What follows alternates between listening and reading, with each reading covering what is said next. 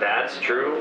Back in my day, we didn't have none of this fancy to-you or whatever. Yeah, no Twitter tube, my book, none of that. Back in my day, we had none of this fancy fire. We had to blow on each other to keep warm.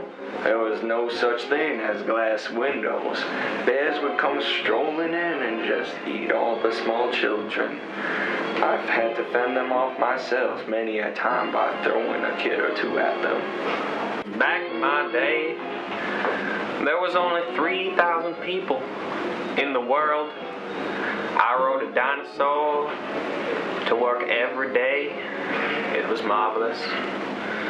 The sights we saw, the velociraptors swooping down from the sky, picking up small children. Oh, what a marvelous place it was back then. Who are you again? I don't know.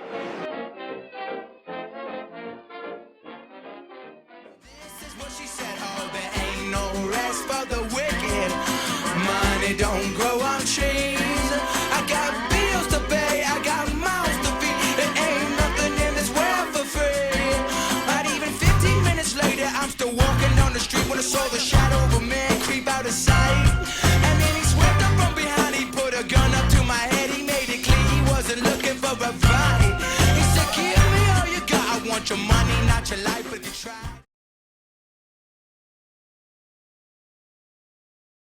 Hey everybody, today we're going to talk about Psych Corner, and I have some of my top-notch psychology students, AP psychology students here. I'm Mr. Ray. I'm Lindsay Craig. John Tackett. Zach Miller. And we're going to talk about what psychologists, how psychologists would explain why people procrastinate. Lindsay, why don't you start out? Well, first off, stress is any situation where you feel uncomfortable or it threatens your well-being, such as taking a test, trying to perform well at an athletic event, relationship problems, or even boredom. John, why don't you talk a little bit about behavioral disengagement? Yeah, of course. Behavioral disengagement refers to the tendency to pull away from a stressful situation.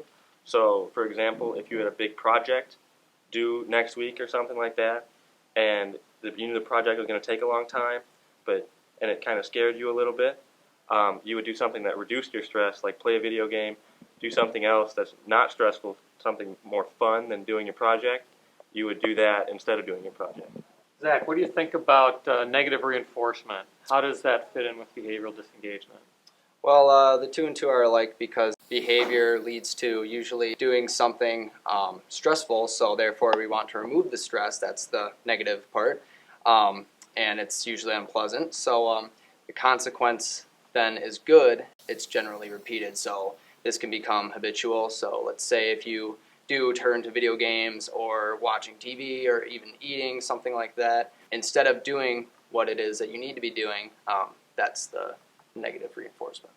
So basically you're saying I should be doing my project that causes me stress, but in order to reduce my stress, I play video games, talk to somebody on the phone, and that actually is pleasurable, so I'm more likely to do it again.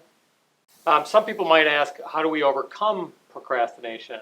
Well, we can actually use the same principles to do that.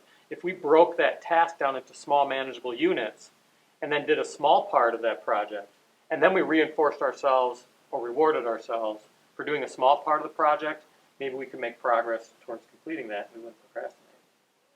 You guys are the best. You just solved everybody's problem. Way to go. Fist it up. Nicely done. Hey, we hope we hear some more questions from you guys in the future. Thanks for tuning in. Say what you say, I just sail away. She can't stand me, but I miss her face. I feel like drowning, but the tide's too low. And now I'm waiting for the undertow. So I stand tall against a little better. I see the wall that we can break down together. Is it Jim? No, I don't think so. Is it Sean? No. Is it William? That was my son's name, but he was killed in the Black Plague. Is it, Jim? Yes. How about now?